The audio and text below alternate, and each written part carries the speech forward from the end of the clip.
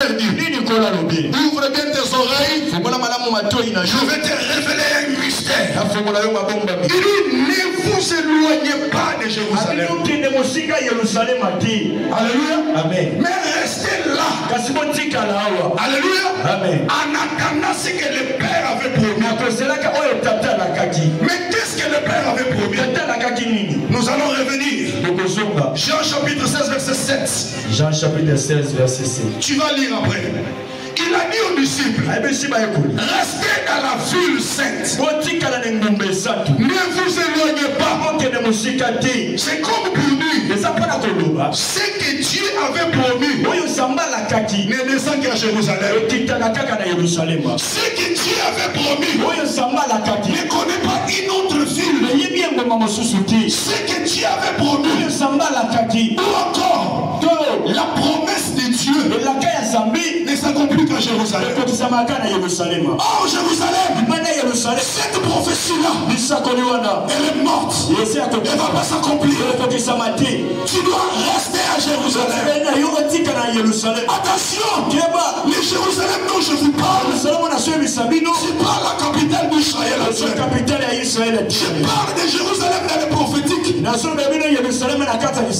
cité du grand roi, qui est la ville bien-aimée, qui est le lieu de la promesse de Hamashia, le véritable successeur de David.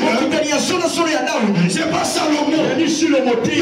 Le véritable successeur, c'est Hamashia, qui doit venir s'asseoir sur le trône de David.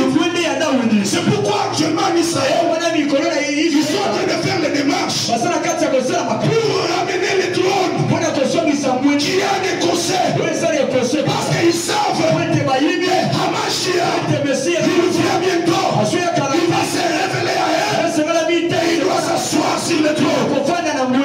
Alors il ne pouvait pas s'éloigner. Et la ville bien-aimée dont je te parle, la ville du grand roi, là où le roi dort, là où le roi s'agite, là où le roi bouge, ce n'est rien d'autre que la parole de Dieu.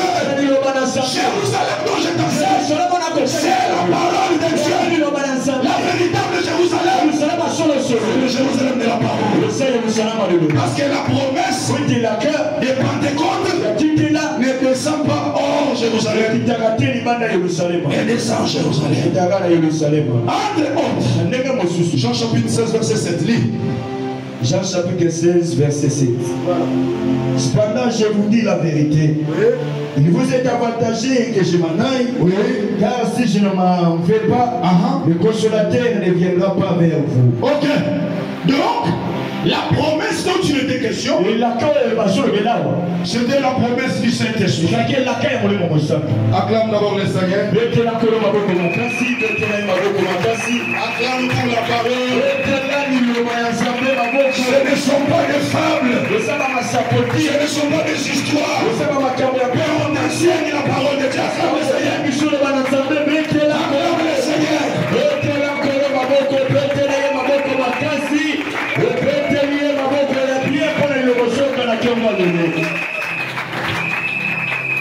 Alléluia. Amen. La promesse du Saint-Esprit ne descend que dans la parole. Amen, amen. Tu ne peux pas prétendre recevoir le Saint-Esprit si tu es hors Jérusalem. La Bible déclare dans Acte 17, ils étaient dans la chambre haute au nombre de 120. Parce que même la Knesset d'Israël, l'Assemblée nationale d'Israël, a aussi 120 membres. Alors eux aussi ils étaient au nombre de 120. Dans Jérusalem, c'est là où la prophétie doit s'accomplir. Si tu n'es pas dans Jérusalem, l'Esprit ne tombera pas sur toi. L'Esprit ne connaît pas Tel Aviv. L'Esprit ne connaît pas Tibériade. L'Esprit ne connaît pas Jourdain. L'Esprit ne connaît pas d'autres villes. Mais l'esprit connaît la ville bien-aimée. Connaît la ville de Jérusalem. Alléluia. Amen. Et le Jérusalem dont je te parle, c'est le Jérusalem de la parole. Jérusalem de la parole. Reste à Jérusalem. Dis à ton voisin, reste à Jérusalem. Reste à Jérusalem. Reste à Jérusalem. Reste dans la parole. Nage dans les Écritures. Parce que la parole, c'est la ville bien-aimée. La parole de Dieu, c'est une ville de refuge. 1 Roi chapitre 2, verset 36. 1 Roi chapitre 2, verset 36. Alléluia. Je vais te révéler un autre mystère là-bas. Chaque ministre a sa grâce. 1 Roi chapitre 2, verset 36. Voilà. Le roi fit appeler Chiméi, et lui dit: bâtis-toi une maison à Jérusalem. Tu y demeureras et tu en sortiras point pour aller de côté ou d'autre. Sache bien que tu mourras le jour où tu sortiras, il passera le torrent de Cédron. Qu'il sache quoi?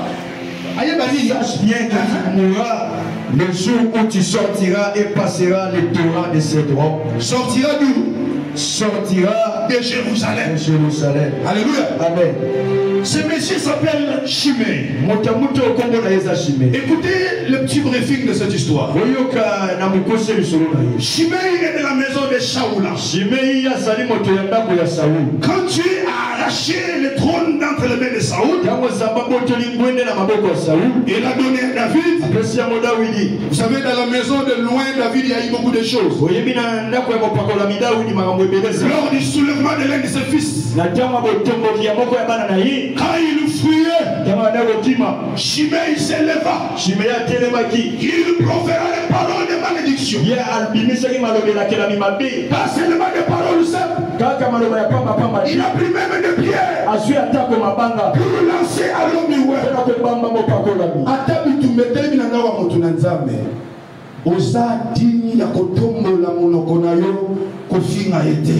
Amen. Alléluia. Ozabina kozwa libanga kobamba yete. Ebele babamba na mabanga ya lolemo na bango.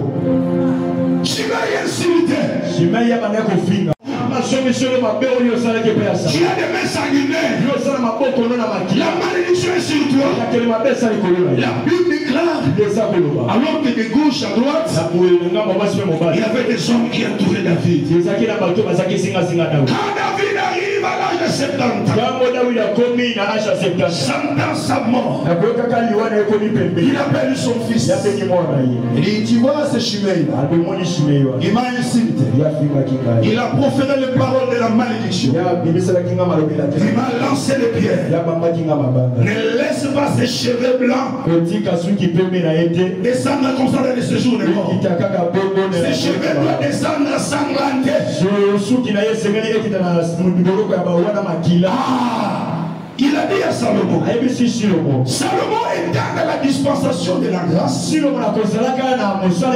Parce que David, il était un roi. Pendant la période de David, Israël était assiégé par des guerres. Des guerres par-ci par-là. Il avait répandu beaucoup de sang. C'est pourquoi Dieu n'avait pas permis qu'il puisse bâtir les temples. Alléluia. Amen. Et quand sa dispensation touche à sa fin, Salomon, l'homme de la grâce, la Bible déclare: Dieu brisa l'arc et le javelot pendant le règne de Salomon. C'est l'image de la grâce, l'image de la paix. Mais il appelait Chiméi, sachant bien tout ce que son père lui avait dit. Il dit: toi, tu vivras ici à Jérusalem. Malgré le péché, malgré les outrages à l'onction, malgré le mal qu'il avait commis, Salomon lui a gracié. Il lui a dit: malgré que c'est dans la grâce, tu Tu ne peux pas quitter Jérusalem. Tu ne peux pas quitter Jérusalem. Le jour où tu quitteras la ville, traversant les torrents de Cédron, sache que tu vas mourir. Et un bon jour, il a appris que ses serviteurs étaient partis à Gath. Lui aussi, Shimei, connaissant bien ce qui lui a été dit, il serra son âne, traversa les Cédrons. Et quand le roi a appris cela, Shimei a été tué. Mon frère, ma soeur, tu es en sécurité dans la ville de Jérusalem.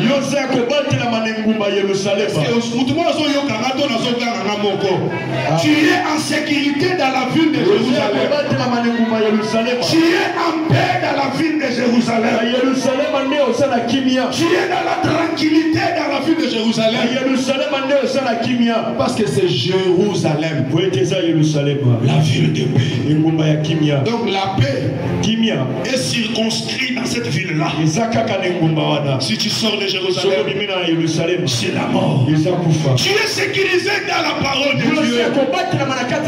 Celui qui est dans la parole, il est dans la ville des refuges. Quoi qu'il est meurtrier, il avait outragé l'onction. Mais Jérusalem devint sa ville de refuge. Et quand il est sorti de là, l'évangile de Saint Salomon l'a écorché. Alléluia. Amen. Reste dans la parole.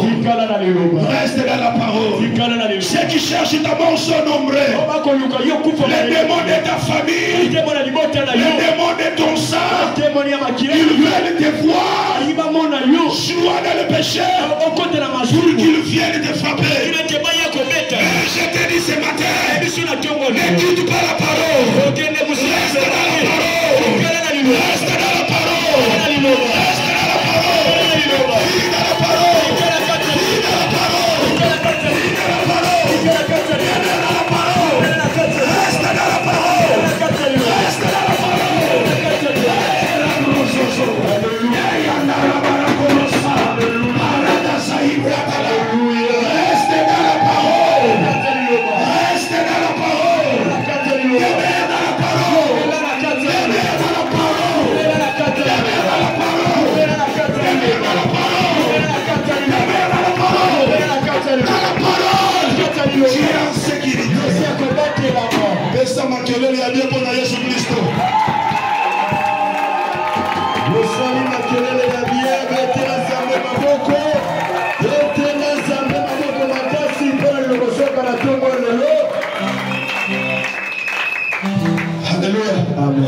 Celui qui s'éloigne de Jérusalem, il se met en danger.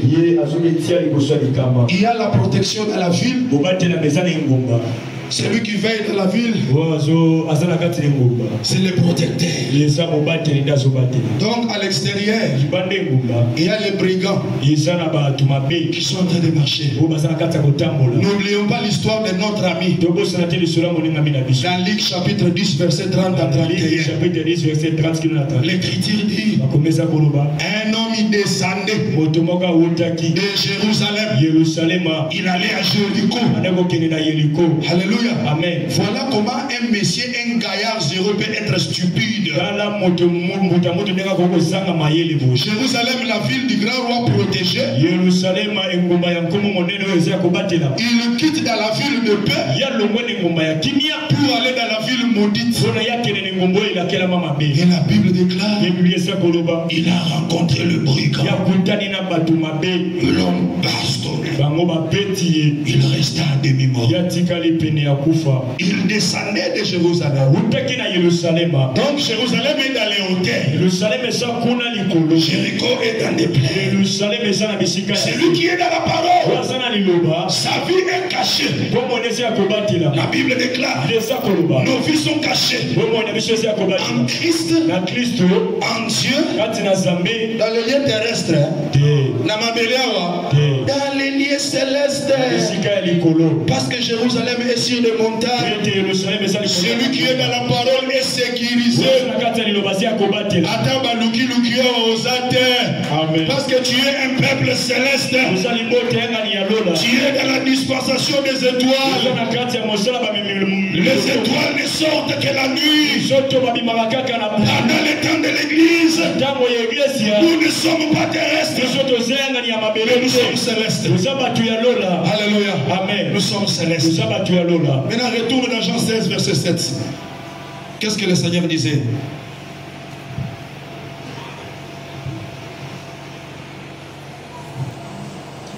Jean chapitre 16, verset 7. Voilà. Cependant, je vous dis la vérité, il vous est avantagé que je m'en aille, car si je ne m'en vais pas, le consolateur ne viendra pas vers vous. Mais si je m'en vais, je vous l'enverrai. Alléluia. Amen. Christ dit, il vous est avantagé que je m'en aille. Parce que si je ne m'en vais pas, le consolateur, la promesse de Joël chapitre 2 28, la promesse du Saint-Esprit ne descendra pas. N'oubliez pas, dans l'ancienne alliance, l'Esprit habitait quelques corps seulement. L'Esprit habitait sur les sacrificateurs. Pas n'importe qui, mais le souverain d'ailleurs. L'Esprit habitait sur les prophètes. Et l'Esprit habitait aussi sur le roi. Hormis ces trois messieurs, nul ne pouvait se prévaloir avoir l'Esprit. Quand Christ vint sur la terre, il était l'accomplissement, la plénitude de l'Esprit de Dieu en lui. Selon Colossiens 2:9, en lui habitait corporellement la plénitude de toute la divinité. Comme celui qui doit le présenter, doit le connaître, il est venu l'impacter. Quand Christ est venu dans le sein de Maman Marie, elle est venue dans la maison de Zacharie. Elle a vu Elisabeth. Quand elle a serré la main d'Elisabeth, l'enfant Yohanan, qui n'était même pas baptisé avant que le Christ ne vienne à Marie, il a reçu l'Esprit de Dieu ce jour-là. Et l'enfant a tressailli de joie. Quand ils sont grandis, comme Jean devait l'annoncer, celui qui vient après moi, il m'a précédé. Quand Jean le baptise, alors pour éviter la confusion, l'esprit dans Jean, l'esprit dans Christ, lui étant le prophète, il a même prédit sa mort. Il dit que je diminue et que lui croisse. Alors le pain de la parole qui est sorti de sa bouche a égorgé et il est mort. Alléluia. Amen. Maintenant c'est Christ lui-même qui avait l'esprit, qui avait la plénitude. Même tout ce que les disciples avaient fait. Non, amen. Alléluia. Amen. Alors il les a dit, il vous est avantagé que je m'en aille. Si je ne m'en vais pas, pourquoi je m'en limité? Alléluia. Amen. Et Jean confirme dans Jean chapitre 3 verset 34, il est celui que Dieu a donné l'Esprit sans mesure. Donc comme Christ a l'Esprit sans mesure, toi tu vas voir quel esprit. Alors cela aurait dû être mieux qu'il s'en aille comme il avait dit. Et quand il a été enlevé, mes frères, ils étaient ce jour-là dans la chambre haute. Il y a eu un vent. L'huile a coulé sur eux. Et il y a des choses semblables comme des langues de feu. La même colonne de feu qui marchait avec Israël, Dieu l'a subdivisé pour que cette colonne tombe sur les apôtres et les autres personnes qui étaient ensemble. L'homme qu'on appelait Pierre, il était péré.